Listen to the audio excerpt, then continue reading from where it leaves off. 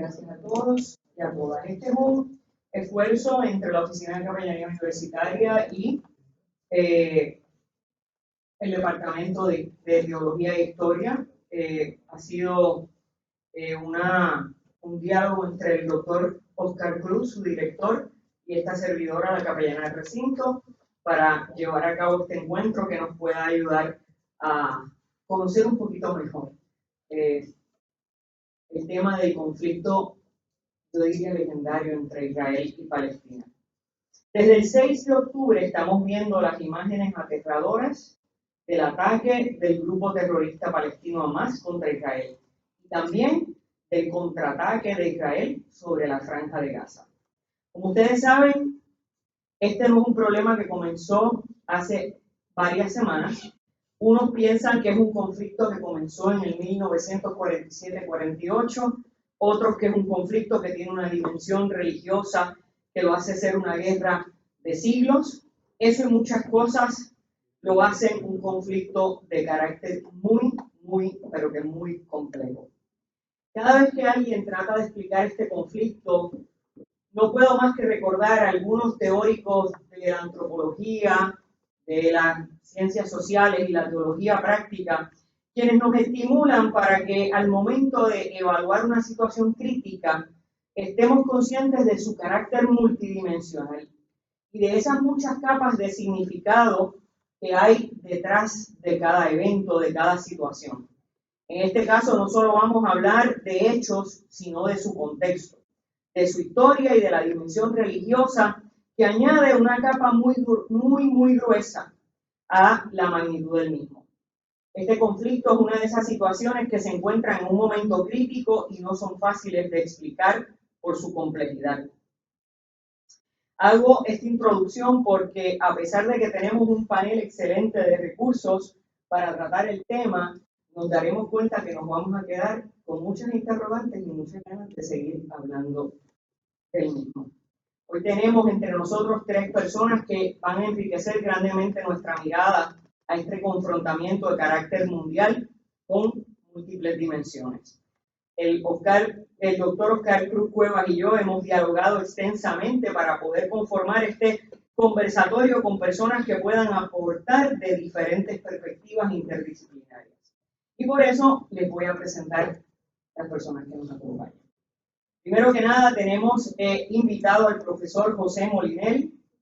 El profesor Molinelli, además de ser parte de nuestra facultad junta, es también director de la revista jurídica de nuestra facultad de Derecho, donde también estudia. Nos parece que será un estudiante eterno, como todos los que están en esa mesa.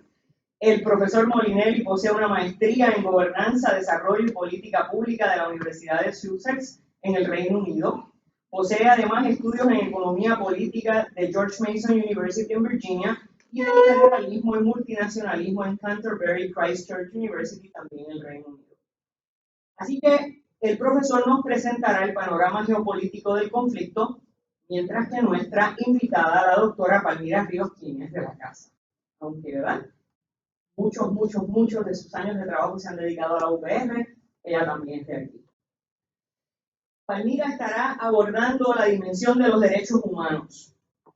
Desde mi perspectiva muy personal, siento que es uno de los temas más sensibles de este conflicto. Y hago un paréntesis para decirles que anoche recopilé algunas fotos para acompañar unas citas y terminé bien compungida. O sea, no puede existir una persona en este mundo que tenga al menos una fibra de sensibilidad que no quede extremadamente compungido ante lo que vemos y oímos.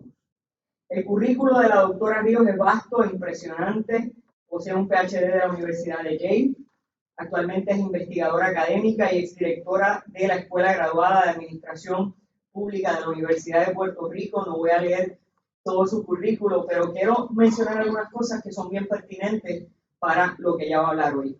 Fue directora asociada del Center for Immigrant and Population Studies de CUNY, City University of New York. Presidió la Comisión de Derechos Civiles de Puerto Rico por 4 años y actualmente es coordinadora del equipo académico del Consejo Especial para atender la desigualdad social en Puerto Rico. A ellos se le unirá el doctor Ediberto López, también licenciado en Derecho. para aportar sobre la dimensión histórica y religiosa del conflicto. Esta dimensión, a su vez, tiene un matiz escatológico que para muchas personas es lo más importante y para otras personas, por el contrario, ¿verdad? Personas que no tienen una estrecha relación con las religiones abrahámicas, esto podría no tener ninguna importancia. Así que va a ser muy interesante ver este punto de vista. El doctor López es conocido como una autoridad en el área de literatura neotestamentaria, posee una maestría del Seminario Evangélico de Puerto Rico, una maestría en Teología Sagrada del Seminario Teológico Union, maestría y doctorado en literatura del Nuevo Testamento de la Universidad de Duke. Por más de 25 años ha dictado cursos de Nuevo Testamento, griego, hermenéutica en el Seminario Evangélico de Puerto Rico y otras instituciones de estudios graduados.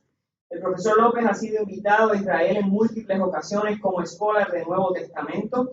Desde allí ha dictado conferencias y cursos intensivos sobre literatura bíblica y religiones monoteístas. Su conocimiento sobre la literatura apocalíptica sé que añadirá una dimensión enriquecedora a esta discusión.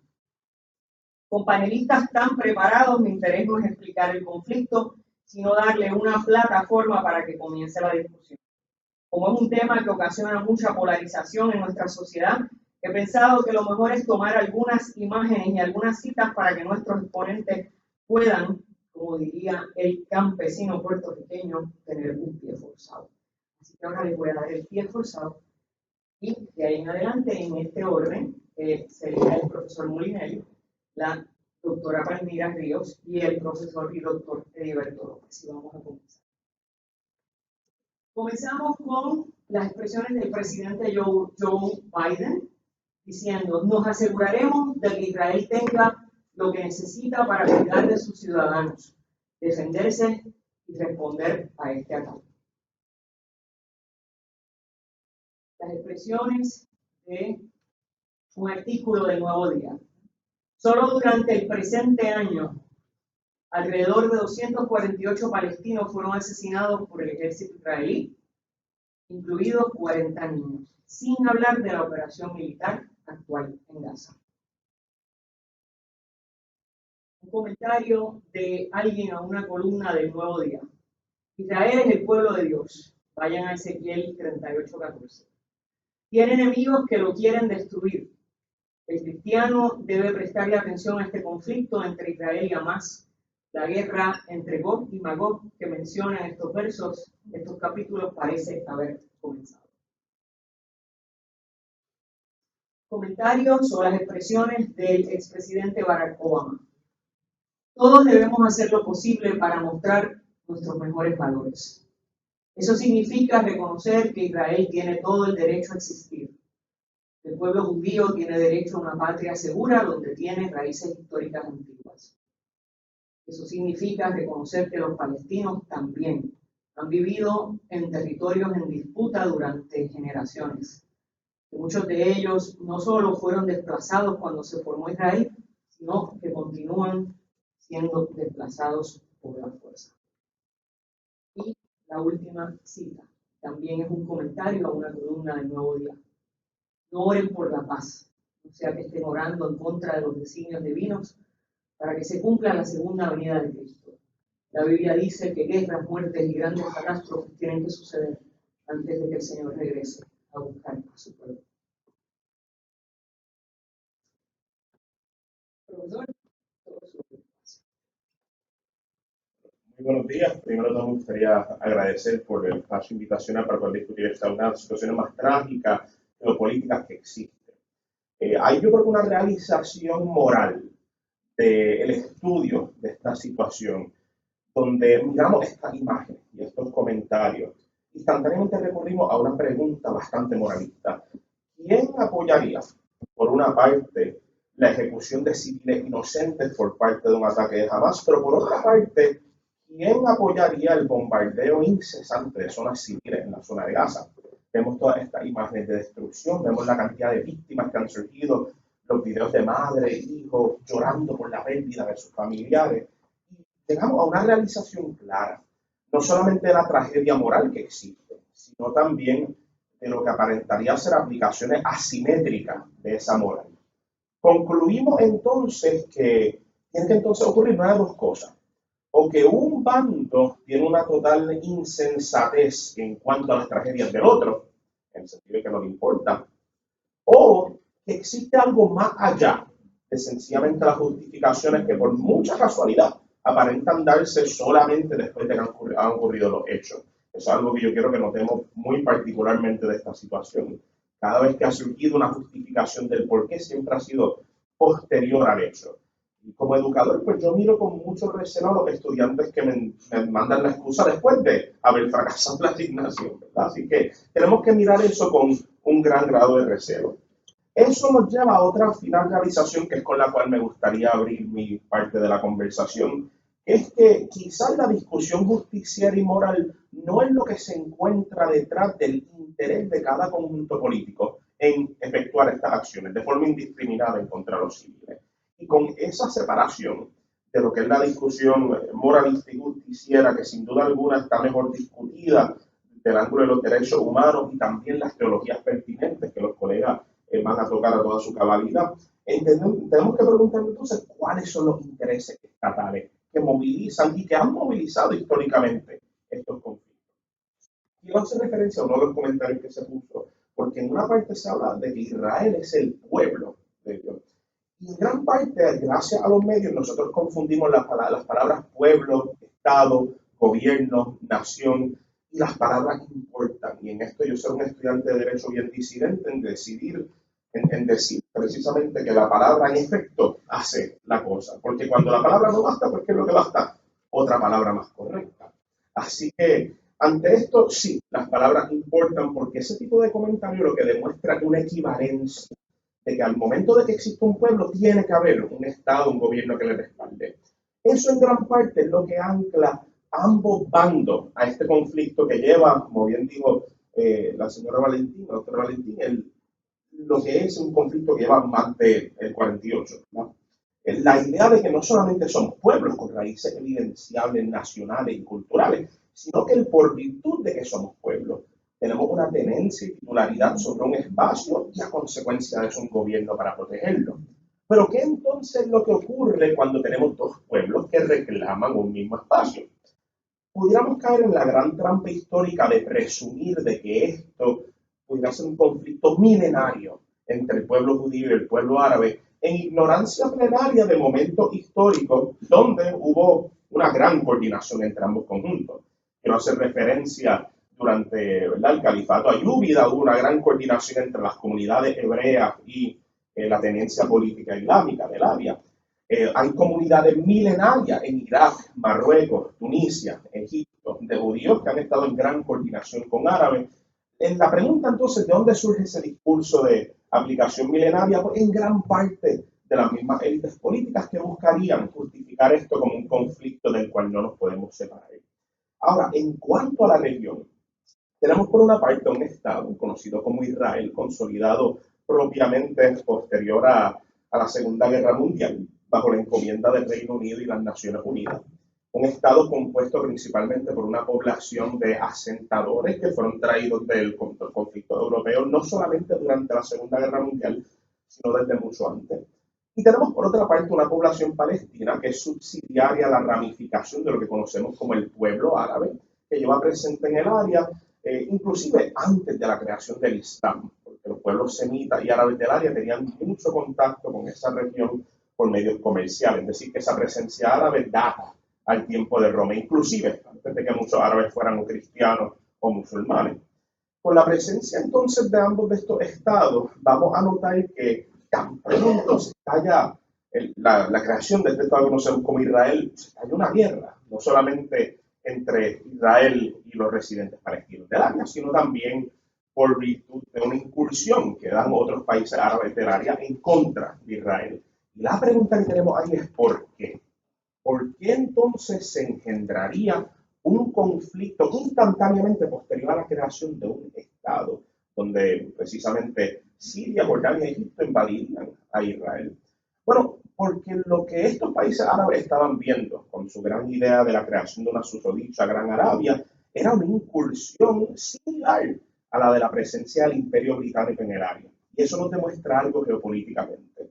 que si bien la narrativa de todo esto pudiera ser religiosa o étnica, la pura realidad es que esto es un conflicto entre la propuesta pan-arábica, respaldada en gran parte después de la Guerra Fría por los movimientos o soviéticos o imperialistas del este del planeta, versus el occidente.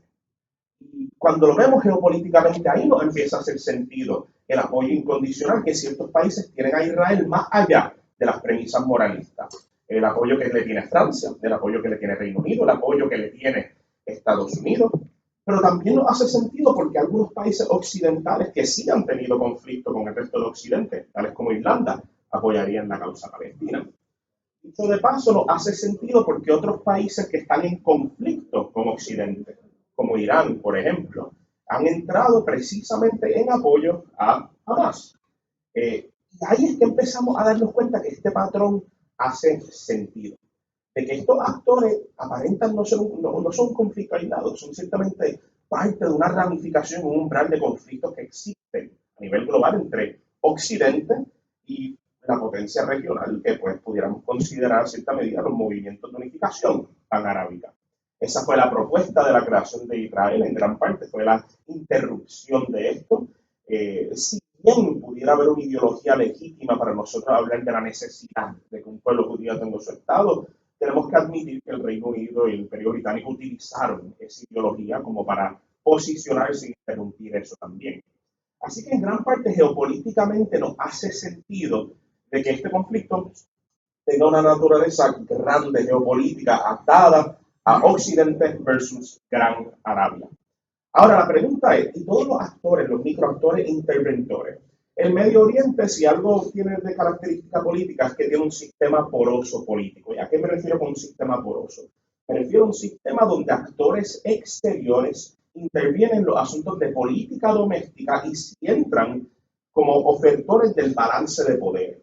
Líbano, por ejemplo, está un partido, que es el partido principalmente representativo del chiismo en ese país, que mira a poder nivelar su poder con las otras dos mayorías religiosas, los cristianos y los musulmanes suníes, pues hacen una invitación a que Irán venga y participe de la política doméstica para nivelar el poder. Un fenómeno que ocurre en todo el Medio Oriente y está ocurriendo naturalmente en Israel y Palestina.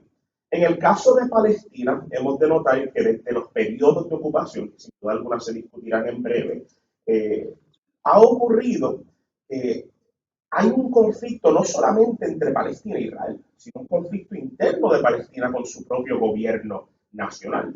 Palestina tiene un gobierno nacional, una autoridad nacional palestina, que en gran parte se considera la autoridad legítima de este Estado, pero que no ha logrado retener poder sobre cada uno de los espacios de Palestina. Inclusive tiene varios partidos disidentes que claman entrar en conflicto no solamente con Israel, sino con este mismo gobierno nacional palestino. Así que hablar también de una unión palestina política se nos hace problemático en todo el sentido de la palabra. Por otra parte, la interrupción del proceso político palestino por parte de las constantes incursiones e interrupciones a la vida cívica palestina por parte de los israelitas en sí ha servido como un incentivo para aferrarnos, por ejemplo, a este tipo de movimientos. Una estadística bien, pero bien curiosa es que la mayoría de los militantes que están presentes en Hamas actualmente son huérfanos de las pasadas ocupaciones que ocurrieron de las intifadas. Es decir, que la mayoría de ellos tienen un casus belli, una razón de guerra bien emocional. Y si bien hay muchos expertos en seguridad que han clamado que el objetivo principal de Israel en esta incursión debería ser la desmantelación de Hamas, yo propondría la idea de que si bien exista o no exista una ocupación, es un objetivo de seguridad nacional de Israel democratizar sus relaciones con los palestinos a nivel interno, legitimar el gobierno nacional palestino, con tal de mitigar esas casus belli que puedan dar paso a mayor interrupción de otros países en el área y también a que sigan surgiendo estos movimientos de insurgencia. Por otra parte, también está la discusión de derecho internacional atado a este conflicto, hasta qué punto está ocupaciones por parte del Estado israelita al terreno palestino son legítimas y de ser ilegítimas, ¿qué vamos a hacer al respecto? Remover las poblaciones. Hay una parte de este argumento que se ancla en la idea de que la pertenencia del espacio, la tenencia del espacio por un periodo extendido de tiempo supuestamente legitima la presencia para estar ahí. Es un argumento que se utiliza por ambos bandos. Y la pregunta es si en efecto clamamos que algo es ilegítimo, ¿qué vamos a hacer después? ¿Desplazar la comunidad? ¿Separarla? Vamos a notar que nuestras respuestas no son tanto a la parte de la titularidad, sino de la equivalencia de relaciones políticas. Para eso es esencial que ese complejo de, vamos a llamarlo así, de insurrección sea desmantelado mediante la propuesta de una relación de equivalencia con el Estado de Israel. Ahora, lo último que ha de añadir antes de abrir el espacio, las otras discusiones, es que Israel se encuentra no solamente en un conflicto con Palestina, sino también en un conflicto interno. La mayoría política en Israel ha tornado de ser el grupo moderado conservador que dominaba entre los 90 a principios de los 2000, a ser un conjunto ultraconservador que clama una interpretación fidedigna de lo establecido en el Torah y a consecuencia de eso no pasa leyes o veta leyes en la legislatura atadas a un compromiso con el pueblo palestino, porque está en su mandato religioso la tenencia de este espacio de Israel. Así que el cambio externo también es un provocador de este conflicto, al igual que la alianza del primer actual Benjamin Netanyahu con ese conflicto para poder asegurar sus elecciones. Uno de los fenómenos que poco se ha discutido en esto, pero que es bien importante, es cómo recientemente se mitigaron los poderes de la Corte Suprema de Israel, con tal de no poder revisar estas acciones. Curiosamente, la Corte Suprema de Israel era uno de los pocos frentes dentro de la gobernanza israelita que en efecto deliberaba muchas veces a favor de los palestinos. Así que al consolidarse un poder mucho más nacionalista y ultraconservador dentro del gobierno israelita, Benjamin Netanyahu está tratando de responder a los requerimientos que ese conjunto le está pidiendo. Y ese es el conjunto que en gran parte está pidiendo sangre, así que responde a ello.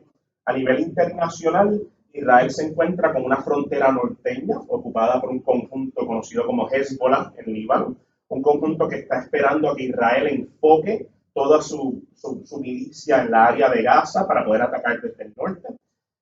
A consecuencia de eso, Israel no se puede dar ni el lujo de ocupar Gaza como tradicionalmente lo hubiese querido hacer, pero tampoco se puede dar el lujo de no atacar, con virtud de que ambas cosas invitan ataques desde el norte.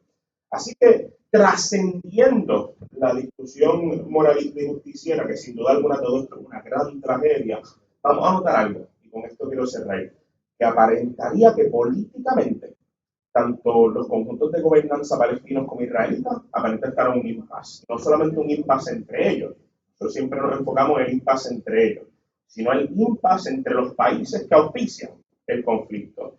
Cómo Israel va a rehusarse a movilizar el complejo militar estadounidense que tanto le respalda y tanto nutre el fisco del país. Pero por otra parte, como jamás se va a rehusar a hacer lo mismo con Irán. Estos conjuntos están en gran parte en lo que en inglés llamaríamos un deadlock, no solamente por un conflicto interno, esto no es cuestión de que ellos se sienten y resuelvan las cosas, esto es propiamente un conflicto regional donde todos los países que están alrededor tienen que sentarse a discutir las cosas. Y sentar a 12 mentes irracionales juntas a resolver un asunto es mucho más difícil que 2 mentes irracionales. Así que, entendiendo esa complejidad, podemos entonces dar paso a ciertas otras discusiones atadas también a la legitimación que cada uno de los conjuntos pudiera tener sobre el terreno o vis-a-vis la justicia detrás de las actuaciones, que ciertamente ya me sobreextiendo, pero diría yo que carecen totalmente de proporcionalidad. Inclusive bajo derecho humanitario internacional, que es un tipo de derecho que tiene un nombre bien, pero bien irónico. Lo que es el ataque por parte del Estado israelita a los conjuntos que ellos consideran estratégicos no califican como admisibles bajo derecho internacional, ni mucho menos los ataques efectuados por Hamas. Así que mucho terreno que cubrir, pero a todo modo creo que le he de ceder el espacio a la estimada doctora Palmira para que pueda discutir eso. Gracias.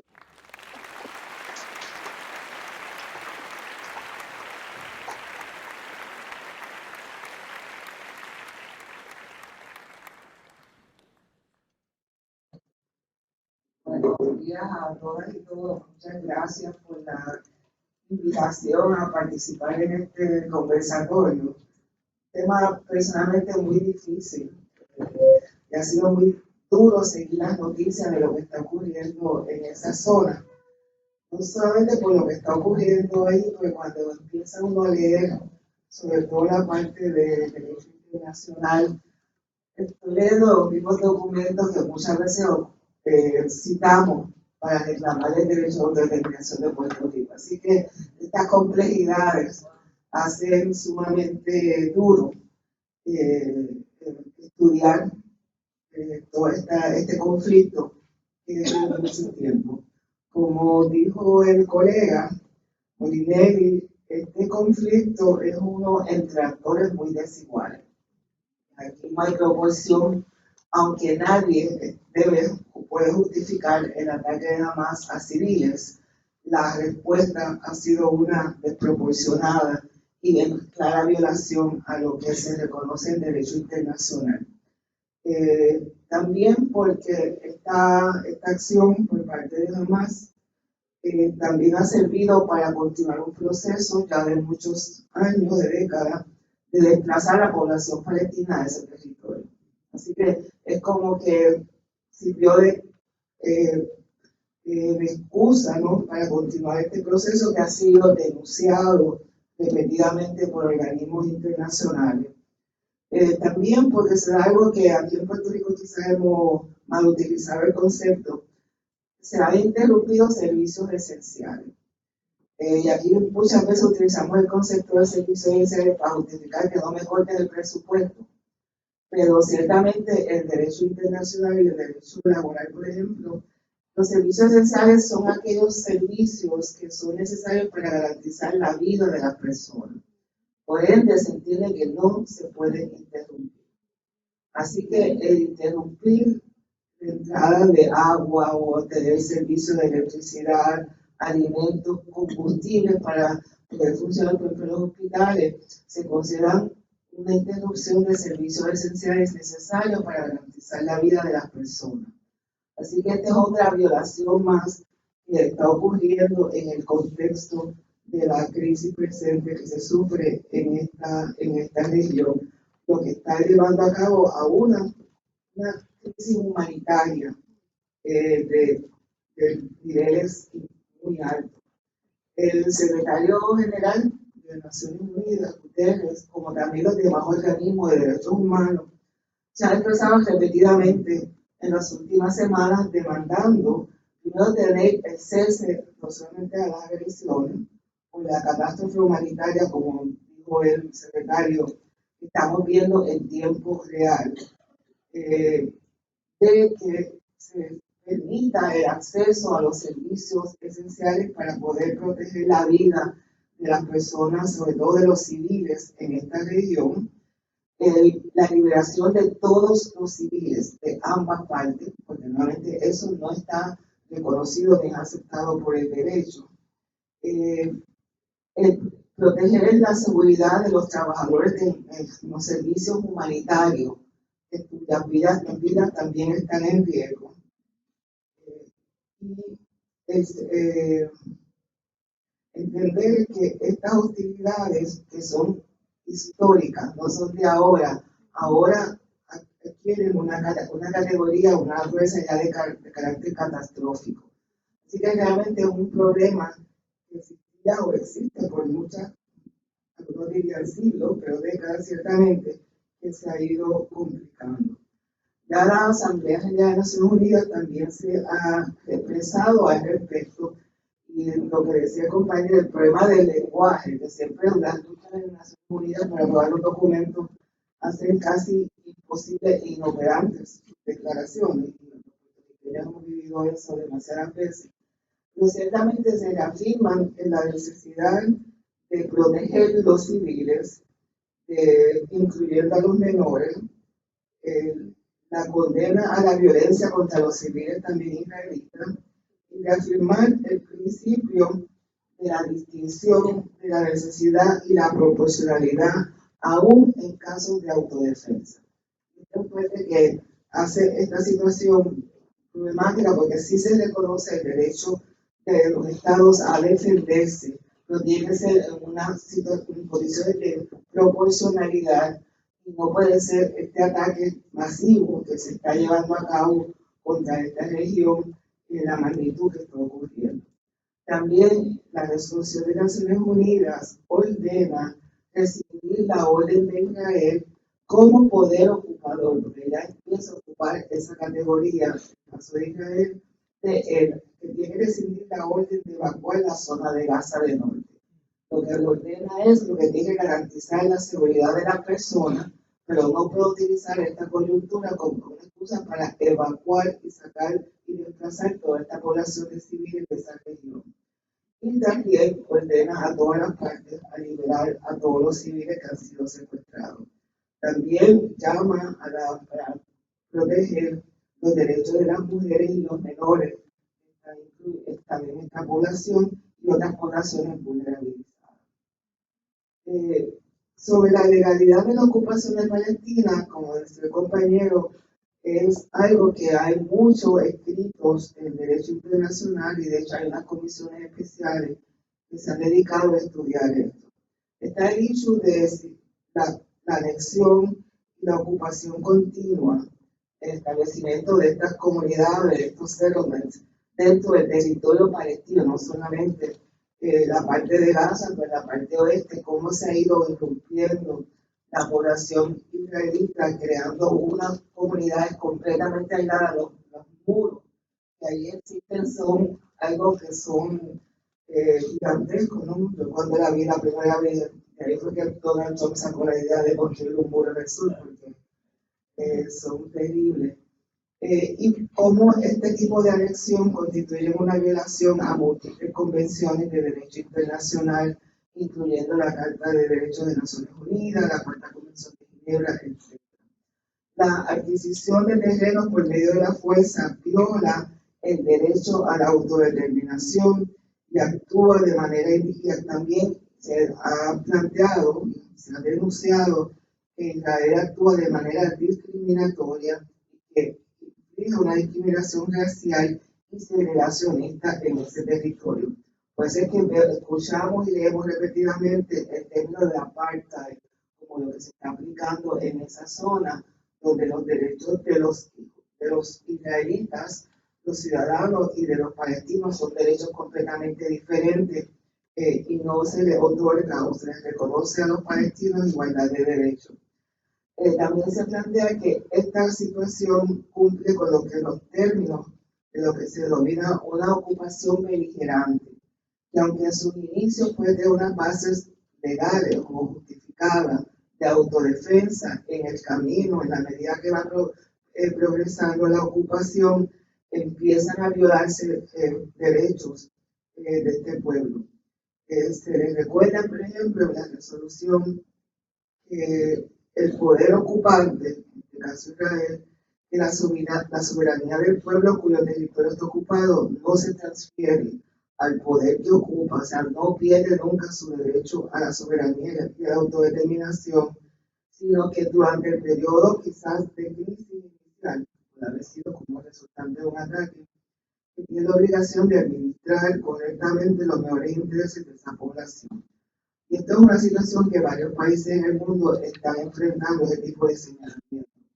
Ahora, una ocupación beligerante puede y debe llevarse a cabo de acuerdo al derecho internacional de manera que sea considerada el uso de la fuerza necesario y proporcional, aunque y si es en defensa propia, pero puede ser que en el proceso, en el camino, se torne innecesario y desproporcionado. Y los ataques a Gaza ya empiezan a cumplir con ese señalamiento de que son desproporcionados al ataque que infligió Hamas.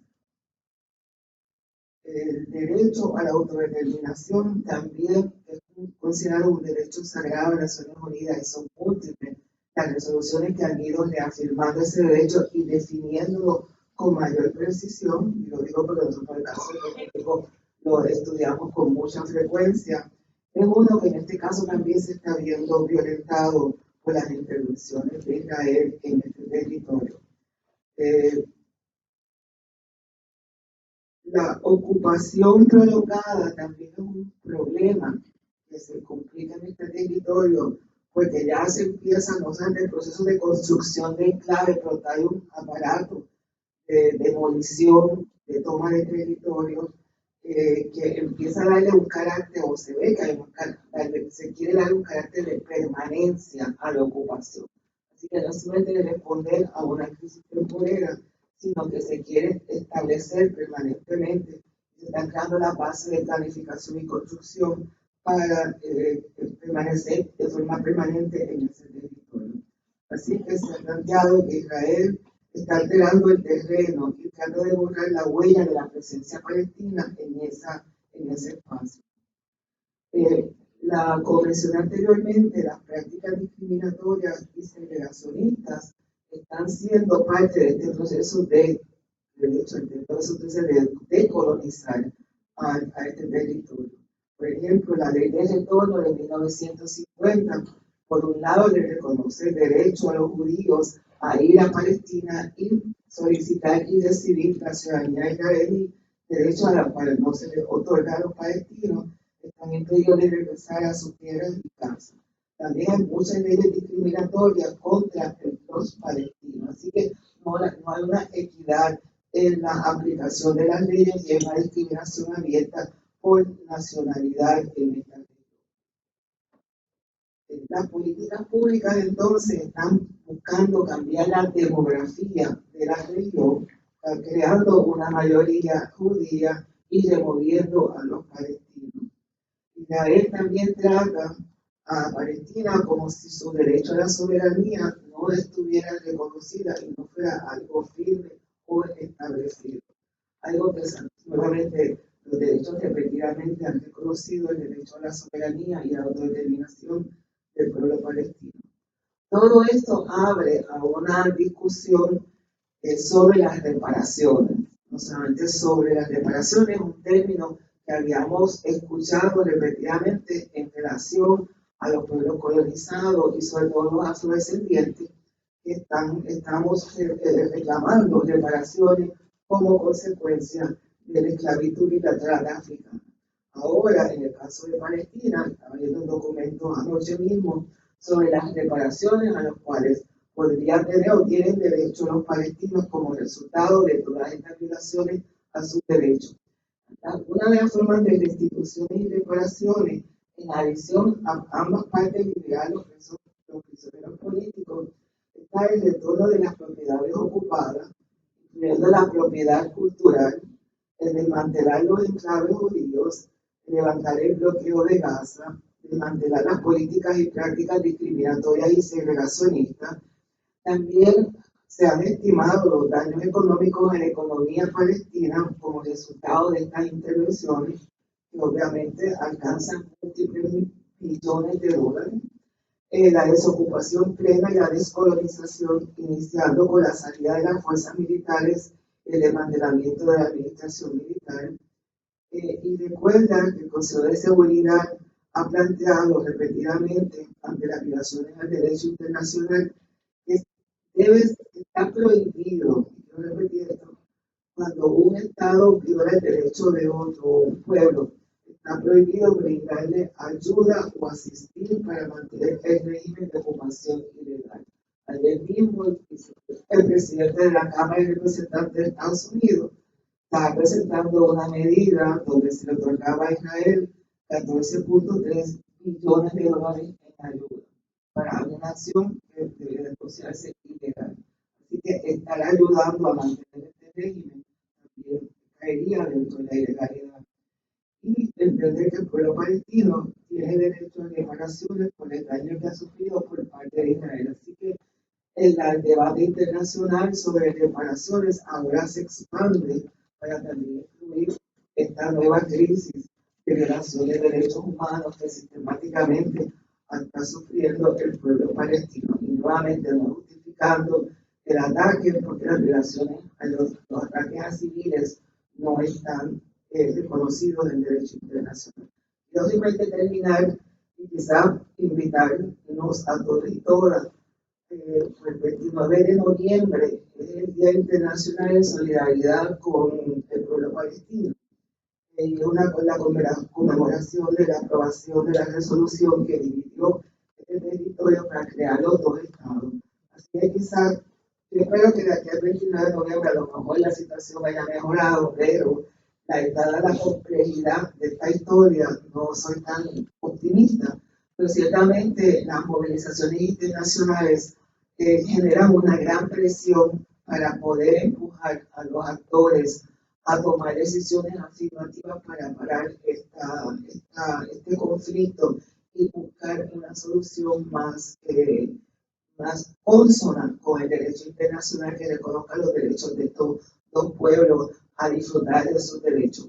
Como decía el compañero, hay unos actores que no tienen ese interés, siendo el gobierno norteamericano, que no está realmente abogando por adelantar esta paridad en reconocimiento de derechos. También, como dije al principio, cuando leo estos documentos, no puedo ignorar la complejidad de también estar el caso de Puerto Rico en momentos como estos, porque estamos levantando los mismos argumentos legales en términos de reclamo de nuestro derecho a la autodeterminación que están reconocidos históricamente por las Naciones Unidas y los organismos internacionales y que se nos niegan repetidamente en Puerto Rico. Así que esto es algo que no es una cuestión histórica o que está pasando por allá en Medio Oriente, es algo que levanta y pone sobre la mesa también los derechos de muchos pueblos, incluyendo el nuestro. Cuando uno mira quiénes son los países que están apoyando los comités especiales en apoyo al pueblo palestino, son los mismos países que están apoyando el caso de Puerto Rico en los organismos internacionales. Así que no estamos tan lejos de este debate como a veces pensamos. Gracias.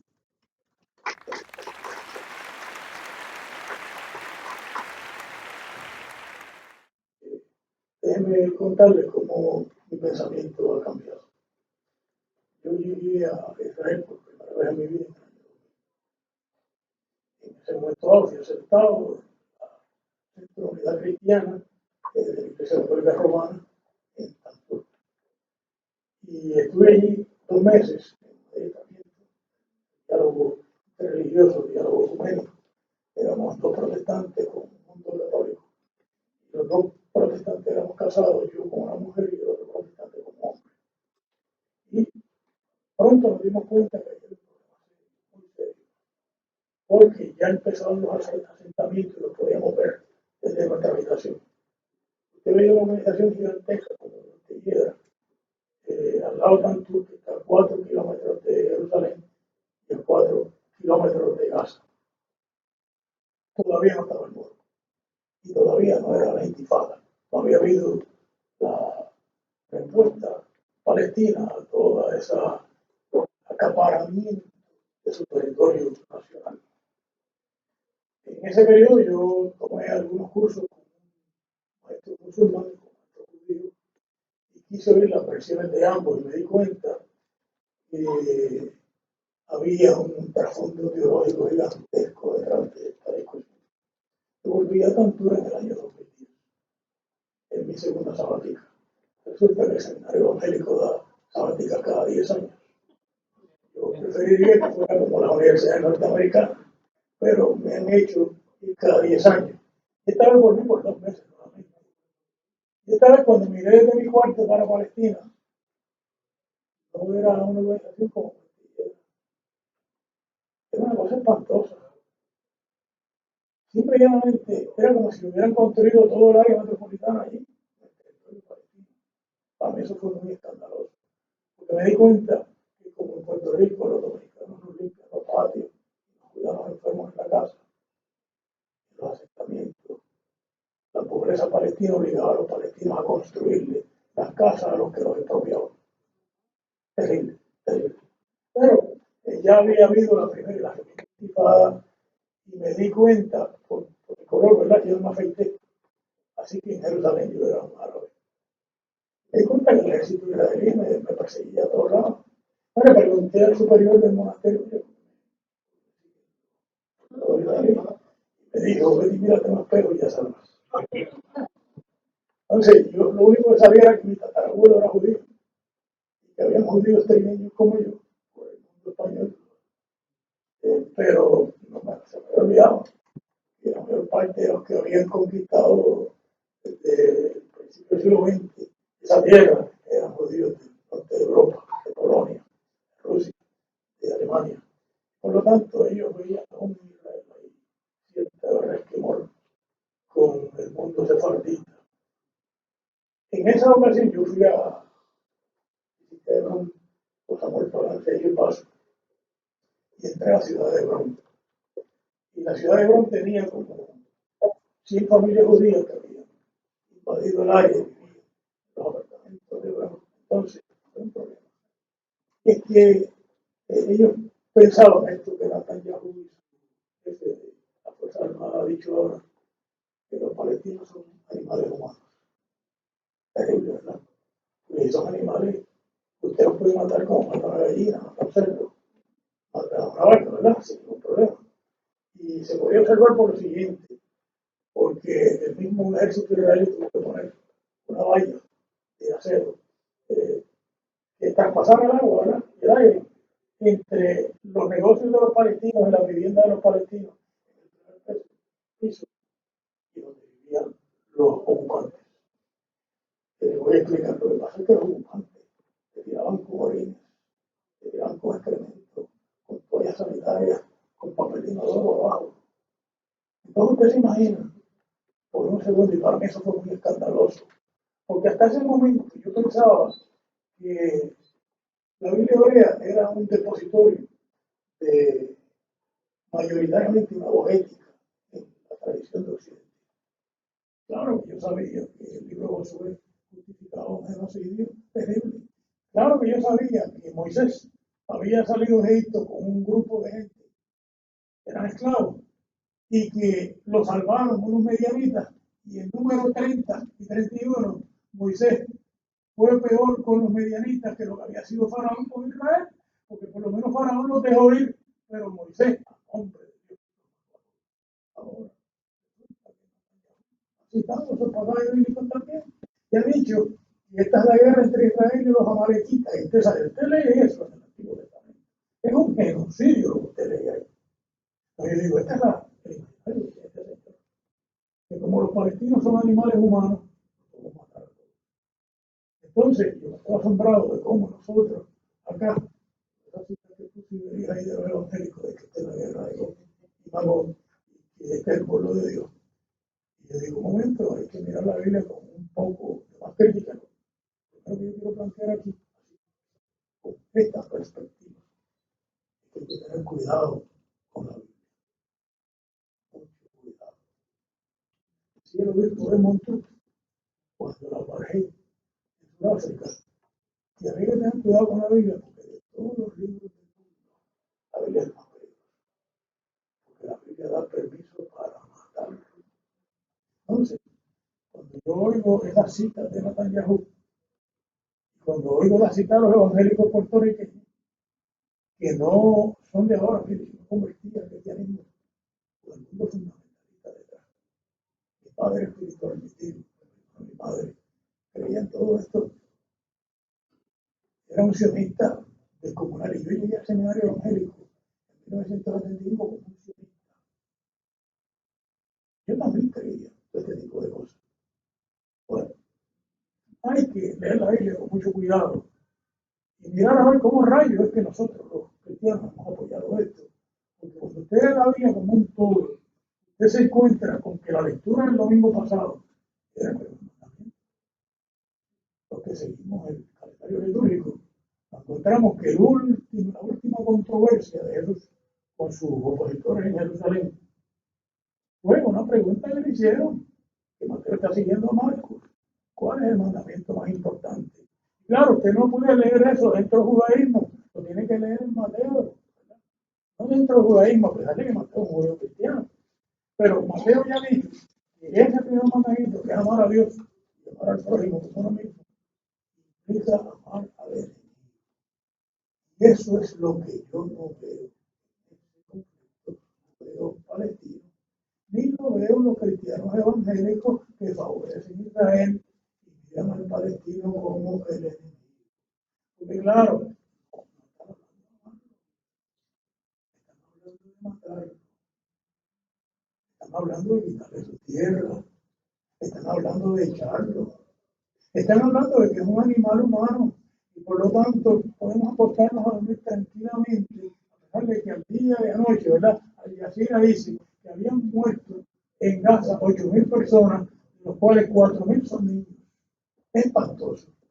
Imaginarme que mi nieta mayor, que tiene 13 años, hubiera muerto en Gaza.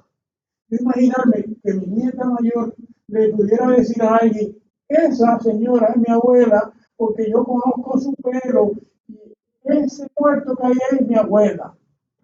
Y eso es lo que nosotros hemos visto. A mí me parece que nosotros tenemos que recuperar el tema del holocausto en la Segunda Guerra Mundial. Basta ya. Ese es el discurso. Esto no debe seguir. Y esto hay que hacer un acuerdo internacional para detenerlo. Porque con discursos de buena fe no vamos para ningún lado. Pero basta ya de que un pueblo que está desarmado prácticamente, porque en el West Bank hay un montón de muertos, están desarmados y tienen un gobierno que es muy obediente al gobierno israelí y quiere seguir recibiendo prebenda. Pero basta también ya que la respuesta a toda esta crisis de esperanza sea matar inocentes en Israel. Porque vamos, esas 1.400 personas y esas 232 personas que se han llevado secuestrados, es un secuestro. Que mi padre, que murió el año pasado, estuviera en un túnel de casa, secuestrada, aunque un médico la viera cada 3 días. No quisiera imaginarme esto. Así que a mí me parece que nosotros tenemos que mirar esta cuestión del uso de la Biblia y el uso del cristianismo, el mundo judío, para justificar toda esta violencia, porque eso es subyace. En la medida en que nosotros no miramos cómo esto subyace, no podemos. Mire, estamos desarmados cuando ustedes bajan con todos estos discursos de derechos humanos y de derechos internacionales. ¡Fabuloso! Explíquenselo a mi rey Esquilín. Explíquenselo a la iglesia Correa Ortega. Vayan, explíquenselo. ¿Y qué le van a decir ellos? Que la Biblia dice que este es el pueblo de Dios y ellos tienen impunidad. Es lo que le van a contestar. Y mire, no son pocos, porque tienen un partido en Puerto Rico que tiene jaque al PNP ahora mismo. Porque no hay Partido Popular Democrático, ni Alternativa Ciudadana. Un partido que tiene jaque al PNP. Que le van a nominar ahí en Bayamón, en la Plaza Fuerte del Partido Nuevo Progresista, un candidato al Senado, porque no se puede ganar. Pero van a nominar. Entonces, hoy, el día de la reforma, un día como hoy, un joven de 27 años, clavó en una iglesia, pero en una universidad, 95 alegatos para un debate común. En el medioevo esto se hacía todos los días. Lo único que este joven se olvidó que estaba metiendo la mano en el bolsillo.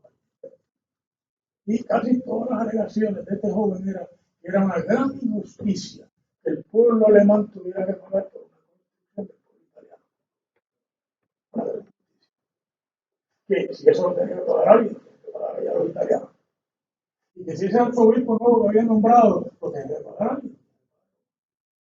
Y que la justificación para toda esta tropelía económica no podría ser la gracia de Dios, porque si la gracia de Dios estuviera metida en todo esto, habría que perdonar todos los delitos que tuviera una persona y sus pecados de gratis.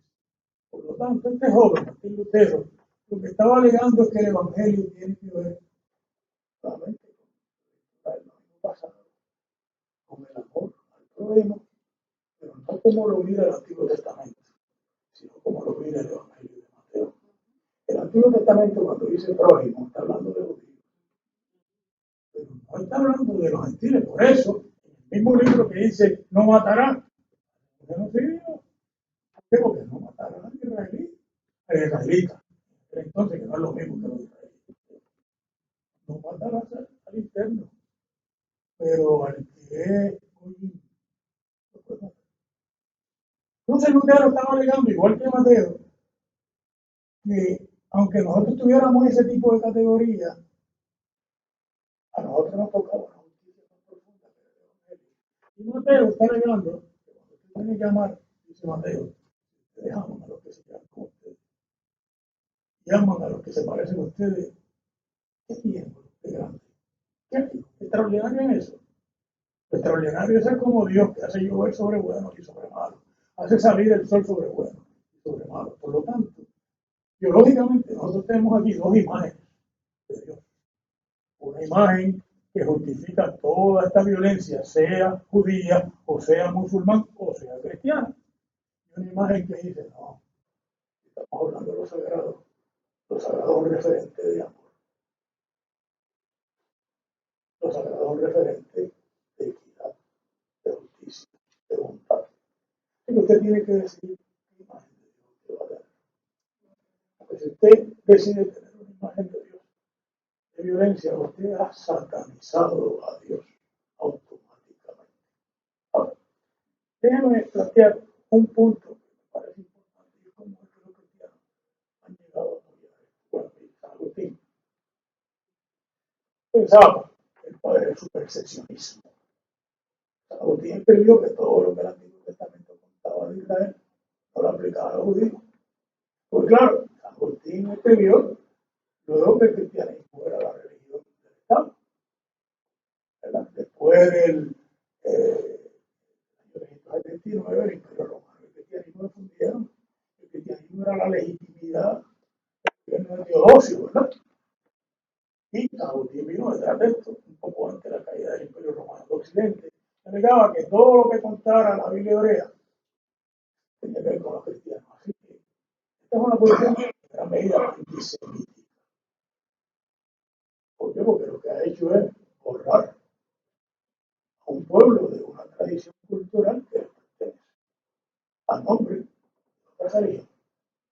Luego vino Lutero, vamos a dar un saltito de 1000 años, y hizo dos cosas que son importantes para nosotros. Uno, lo primero fue que escribió algunas cuestiones de la tolerancia de los cristianos reformados con los judíos, porque Lutero pensaba que los judíos y la reforma podían ser un número suficiente para hacerle frente a Roma y a Carlos V.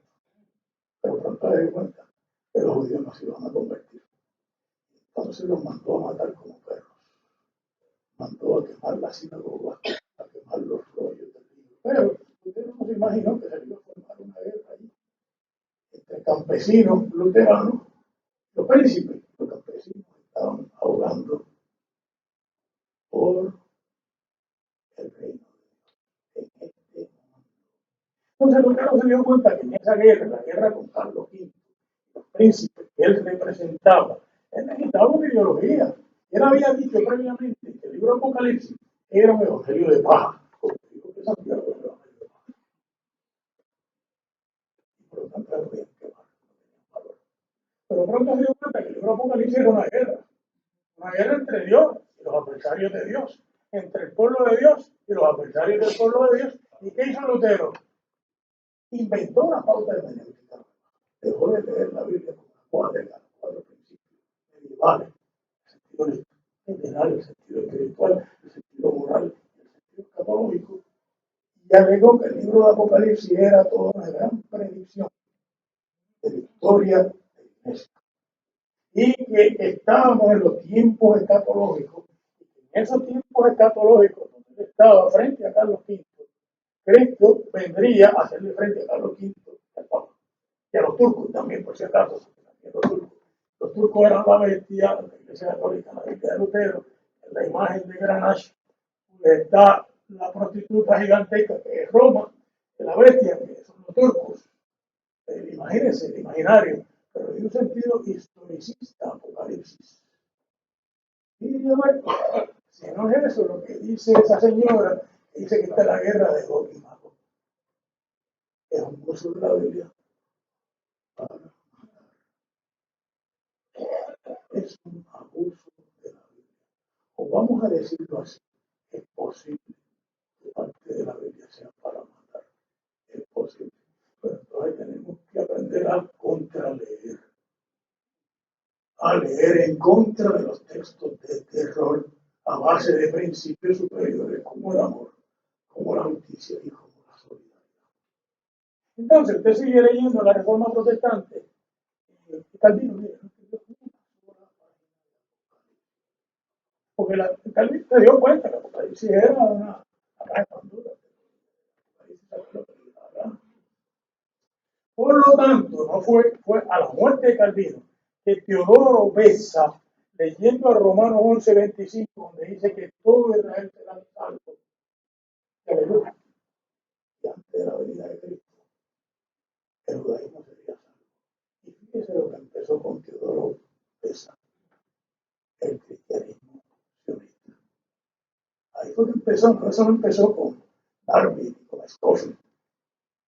Darby y Scofield lo hicieron la práctica discursiva para que llegaran a nuestra iglesia a 500,000 de personas. Posiblemente piensan todo esto en nuestro país. Ahora bien, claro, de Teodoro Beza a Darby hay una larga historia en Inglaterra, en Francia y entre los puritanos en Estados Unidos. Un libro que se llama Donald Lewis, se llama The Origin of Christian Zionism, 2014, Oxford University Press. El tipo hace un repaso de toda la gente que abogara por algún tipo de entendimiento, pero originalmente era un cristianismo sionista ingenuo. Pensaba era que los judíos se iban a convertir, pero también empezaron a articular que tenían que volver a la tierra de la promesa, porque eran calvinistas, señores, y Calvino pensaba que desde la eternidad estaba todo planeado. Y San Agustín, una masa de perdición, una masa de salvación, y toda esta historia ya estaba fríamente calculada, y por lo tanto, como el Antiguo Testamento hablaba tanto de cosas que nunca sucedieron en la historia, para los judíos, para Israel, ¿qué decían? ¿Qué decía Darby? Pues la historia de la salvación está dividida en dos cajeras, dos caminos, que van independientes uno del otro, la iglesia y el judaísmo. El judaísmo tiene que volver a la tierra de la promesa y en la última etapa de esa tierra de la promesa aparecerá el anticristo. Todo eso que ustedes han oído. Y habrá una guerra cósmica y ahí aparecerá el Señor. Eso lo hizo famoso otro que Oxford le publicó, una Biblia de estudios que fue Ingerson Scofield. Ingerson Scofield, 1909. En 1909, Scofield publicó una Biblia donde explicaba las 7 dispensaciones de la historia. La historia dividida en 7.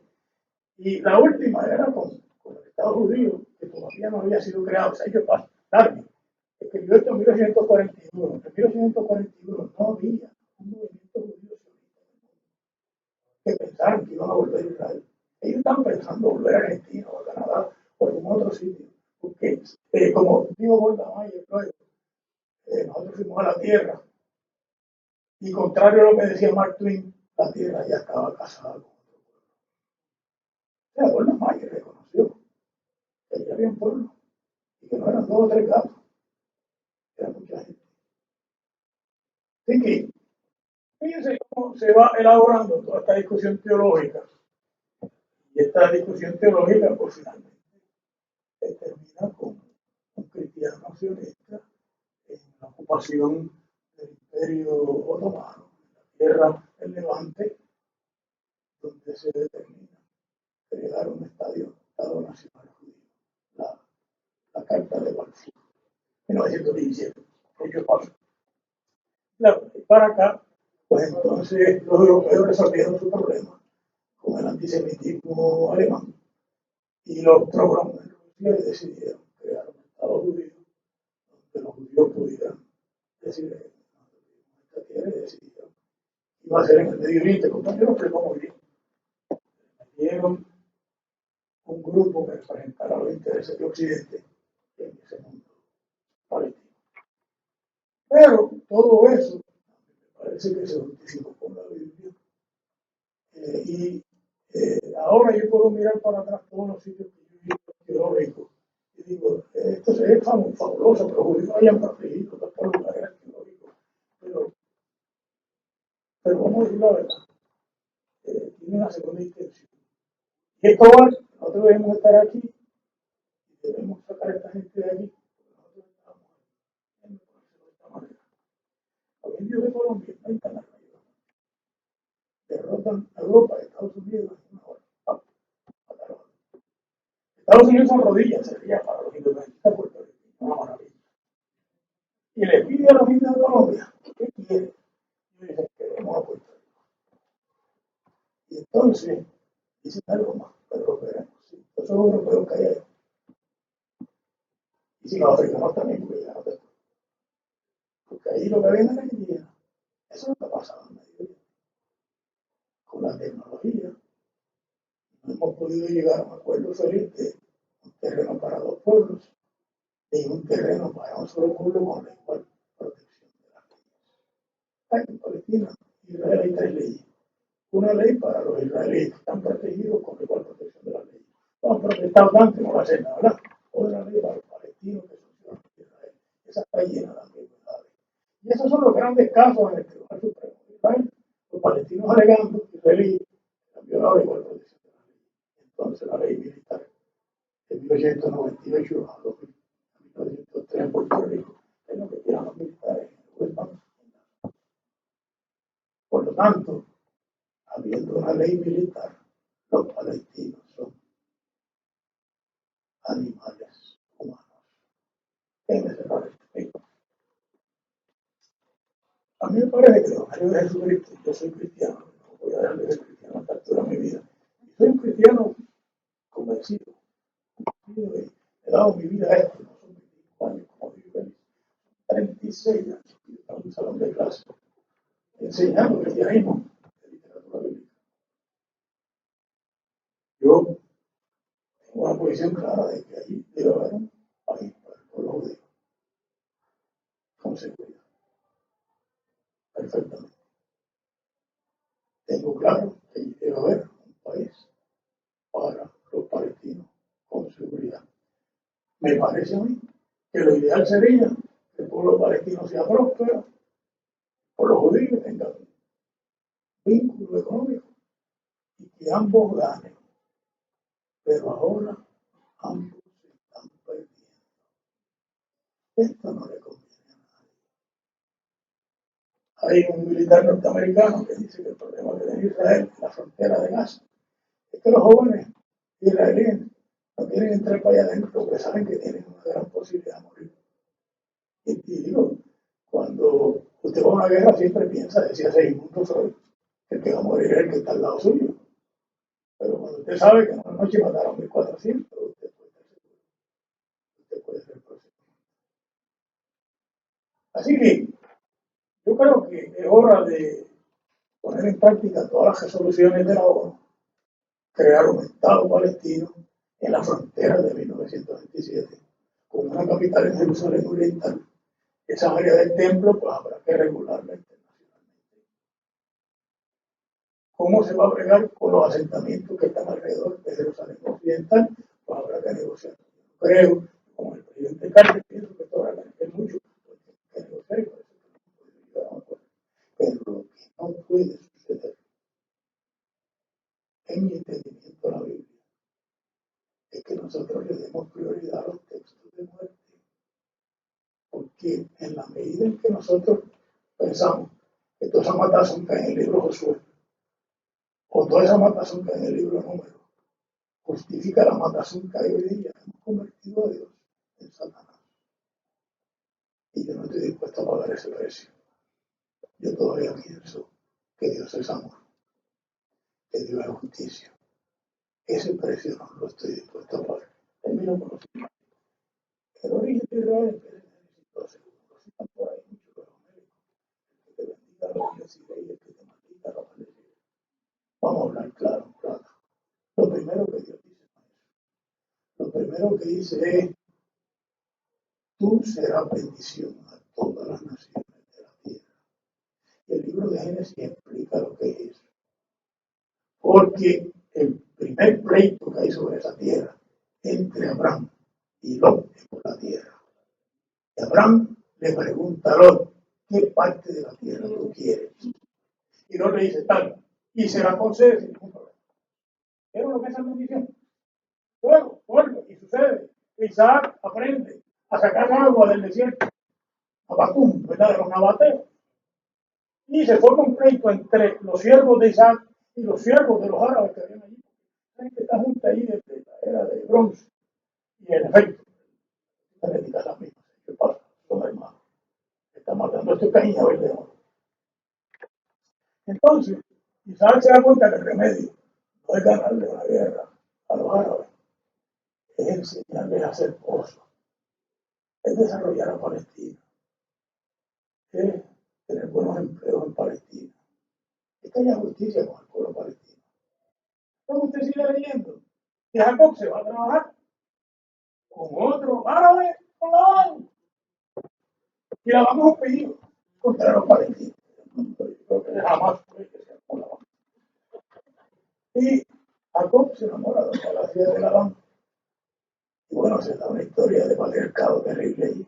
El padre le entrega a la hija que no es en la noche de boda, como usted no podía ver la novia. Se entera el otro día que no es la que él trabajó, que pagó la dote. Y le pide al hombre, como parte del patriarcado del texto, los textos de terror que los judíos prohibían que las niñas leyeran. Estaba prohibido que las mujeres se enseñaran esto porque decía el estatuto de Babilonia que el que lee la Biblia a su hija la enseña a ser prostituta. Era lo que decía. Pues Jacob le pide a Labán que le dé la otra hija porque él había trabajado con la otra hija. Y le dice, bueno, yo te la puedo dar, pero te tienes que quedar con las dos. Bueno, se queda con 4 finalmente. Pero tiene que trabajar y enriquecer a Labán. Y nuevamente, que eso es bendición. Aún en una relación de injusticia, dan facilidades económicas al que trata a uno como un opresor. Usted sigue leyendo la parte historia que está ahí, la de José. Mire cómo va todo eso, es yavista, ¿verdad? Esa es la tradición yavista. El Pentateuco no lo escribió Moisés, ¿verdad? Hay por lo menos 2 o 3 fuentes. Y José termina como mago en la cárcel de Egipto, que ya salva Egipto del hambre. Tuvo estos sueños. El tío yo no lo voy a contar, que me lo vaya a explicar, que me lo cuente también. Y José fue y le dijo, 7 vacas gordas, 7 vacas flacas, 7 espigas largas y 7. Y el sueño es José, dice Egipto y aquel son programando. La última historia que hay ahí, antes del éxodo. Moisés está en el pleito laboral con Faraón. Y Faraón dice el Antiguo Testamento que tenía el corazón endurecido, o que Dios se lo había endurecido. Dice las dos cosas, porque por un lado está Dios, por el otro lado está la responsabilidad humana. Y lo último, cuando Faraón da la última orden para que salgan los esclavos, se ha hecho paso que estos esclavos luego van a ser los colonizadores de Canaán. Que van a hacer el genocidio que le estaban haciendo a ellos, pero vamos a explicar a otros, se ha hecho paso. Y que nosotros leemos tan ingenuamente la teología de la liberación. Que usamos esa metáfora, una metáfora fatal. Fatal. Pero lo último que sucede en la historia es que Faraón se da cuenta que está perdido con Moisés. Y le dice, bendice en el nombre de Dios. Y Moisés, después que le ha pegado las 10 plagas, ¿verdad? Le ha dado 2 colores, se voltea y le dice, vamos a esto, que no es matando palestinos que bendecimos al pueblo palestino. No es ocupando las tierras que bendecimos al pueblo palestino. No es privándolos del agua. Él se ha quedado con las mejores aguas allí. Que permitimos que haya una Palestina próspera al lado de Israel.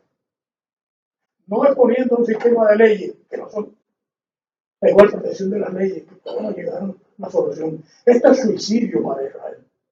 Porque cada 2 o 3 años ellos van a tener pérdidas jóvenes, de soldados, de civiles, como lo han tenido ahora. Esto es suicidio. La mejor opción es volver a Génesis 12 y a Mateo 22. Esos 2 lugares lo que dice es, te toca ser bendición. Y el otro, te toca amar. Bueno, una vez. Gracias. Yo creo que me tengo que unir a las palabras del doctor Duprey. Hemos tenido un panel de lujo. ¿Verdad que sí?